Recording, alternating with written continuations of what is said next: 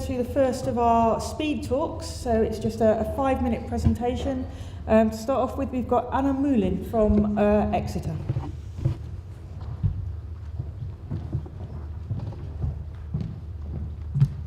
So I'll try not to be too long, since I think we're running a bit over. But I'm missing a picture here. There is supposed to be a lovely picture of EcoSoc, which is the society that I'm talking to you about today. Basically, I'm going to talk to you about how a student-led society can inspire a community's perspectives on biodiversity. And I'm Anna Moulin. I'm a final year zoology student from the University of Exeter on Falmouth campus. So I'm just going to talk to you a bit about what we do as a society and how we get our message across to the public, how we involve them, and then talk very quickly about what's the future for EcoSoc and communication in general, really. So what do we do? So these are just a couple of events that we have going on throughout the year. Not going to talk too much about the pub crawl today. Basically, we're based on, like I said, the Falmouth campus. We're sort of a collaboration between the University of Exeter and Falmouth University and the Student Union FSU. We basically are trying to get everybody involved in the environment, everyone passionate, inspire the community, the students, absolutely everyone. And the way that we do this is by teaching practical conservation skills, surveying skills, ID skills, etc., etc. And just bring everyone together. So, biodiversity monitoring. This is how we do the majority of our stuff. We, like I say, we carry out a load of surveys throughout the entire year. These are just literally a couple of projects that we have going on. We do workshops on the less lovable critters, or as some people believe. We try to get the community involved in all these sort of RSPB things, focus on nature, etc. And we also have very interesting beaver survey going on, which isn't actually on beavers, but it's about looking at the reintroduction of beavers. And we've been in a site in Truro where they've just been released, looking at the effects before and after on inverts, herps, etc. But I just wanted to quickly sort of iterate to you, like, when I say that we do biodiversity surveying, I really mean we do biodiversity surveying. We're out throughout the entire year, constantly looking at absolutely everything, working with the local community, trying to get everybody excited.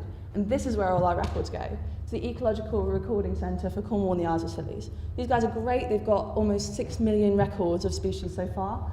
And yeah, our idea is to try to get the community to realise it does not take that much effort to make a big difference to something like this.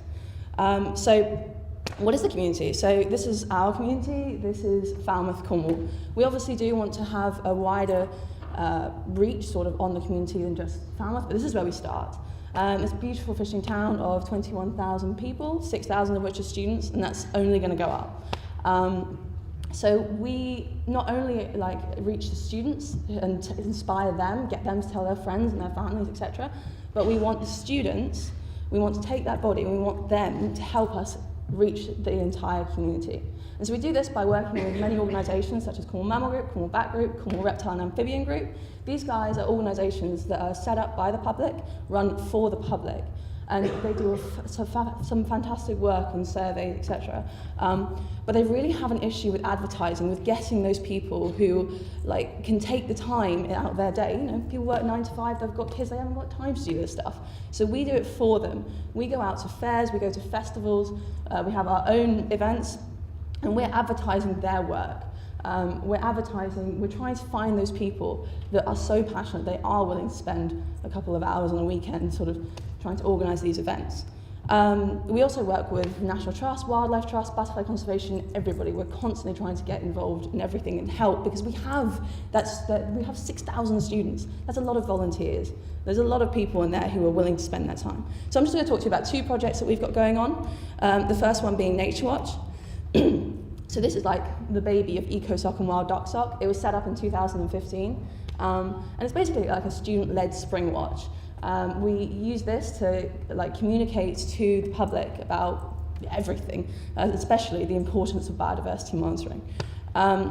So our first episode now has over 2,000 views on YouTube, and we have 5 episodes so far, and we've managed to bribe a couple of celebrities to come down every now and then to give us a hand, which is lovely of them.